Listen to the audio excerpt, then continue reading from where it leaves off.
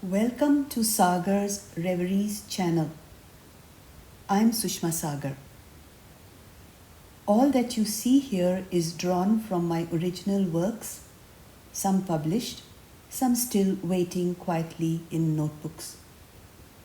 Here I share memories, stories, and reflections, little vignettes that drift like islands across an inner ocean.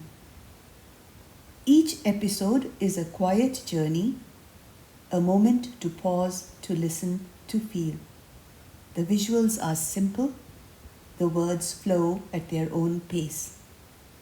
The mood is calm, like waves meeting the shore quietly. Sometimes a reflection from the Bhagwad Geeta weaves through, reminding us of what is timeless. This channel is not about hurry or noise. It is a place for the starry-eyed, the wanderer, the seeker of stillness. If this resonates with you, I invite you to walk with me, to listen, to drift, to remember. The journey begins here.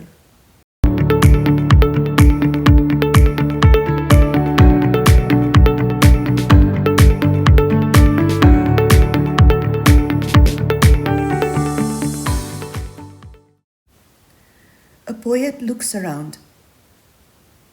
What poet worth his penning notebook and sight would not love the rainbow and the graceful flap of white wings against winter dawns? And breath that fills the lungs with cold refreshment, and window sills that frame mossy gardens flush and verdant? The downy fluff of a dove and her croony coo, an infant gurgling, and the tingly feel of hands and toes on frozen nights, and cozy quilts and windows rattling, safely latched while outside the winds howl to be let in, and the unexpected barn owl in a vacant flat, and warm, admiring male glances bold. August clouds stacked upon earth's threshold, dewy petals succulent, cupped for bees, waiting. Fat, busy caterpillars shuttling along twigs, sating. And snow-white sheets on a midsummer night, with a full crystal moon hanging out its light. While glowworms quietly glow around the peepal tree. A potter with the dancing clay, and childish glee in ice creams, paddocked horses with glossy hocks,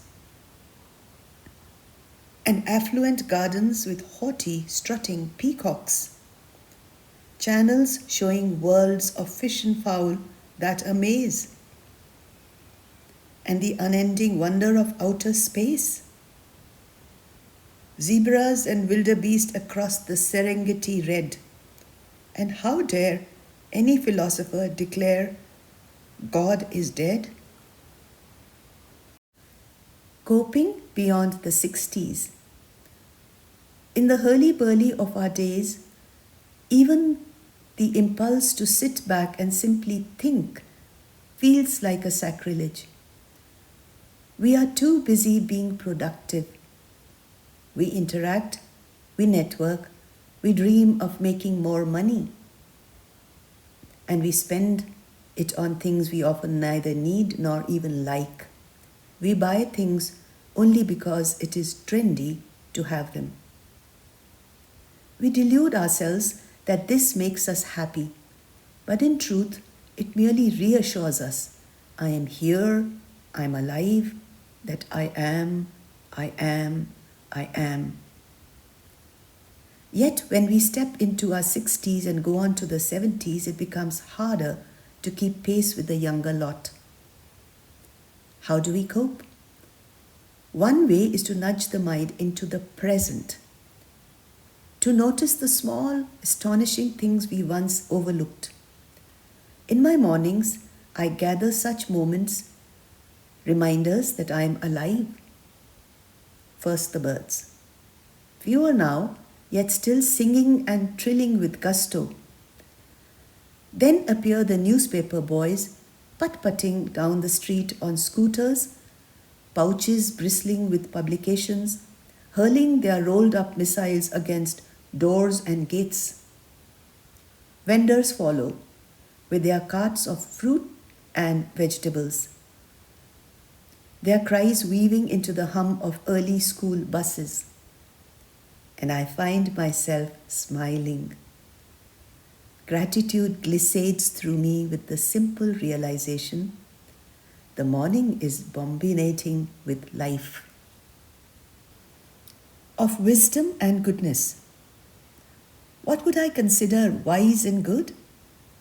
Whatever enlivens the being within me, that which echoes with a clear ping, halting the train of thoughts that march restlessly through the mind. That which, even for a brief moment, draws me away from gnawing doubts about my purpose. For when I doubt the purpose of my existence, I doubt life itself. This is why I read, to discover the nuggets of wisdom buried in the writings of great minds. Books place in my hands small stones of meaning, shaped to fit the gaps that time and the world around me leave behind. I exist, and so I must be in motion. That is the difference between myself and a rock, I tell myself. But try as I might, my body tires quicker than it used to, and I must rest. At those times, I become still, simply observing the people around me. I see in their struggles and triumphs such comforting similarities to my own, I feel a kinship. Out of that silence emerges hope, a subtle satisfaction that lifts me away from finitude towards infinity. I came across this clutch of brief mantras. Ananda Brahmeti Vyajyanat, Taittiriya Upanishad. केवल अनुभवानंद स्वरूपः परमेश्वरः. भागवतम. जो आनंद सिंधु सुख राशि. Ramayan. All three mean the same thing, that God is pure bliss, pure bliss, pure bliss. That set me thinking. No wonder we seek God, because we all want to be happy, don't we? I don't know about anyone else, but even in the midst of festivity, I can feel drained and lost. Something is missing. I am looking for someone, him.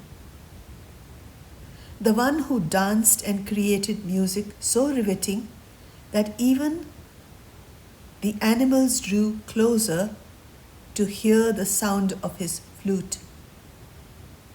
The sun shone down with silvery restraint. The moon and the stars blazed at night, while the divine being of eternal joy continued with the revelry. And so should we, because He expects us to savor each moment of our life.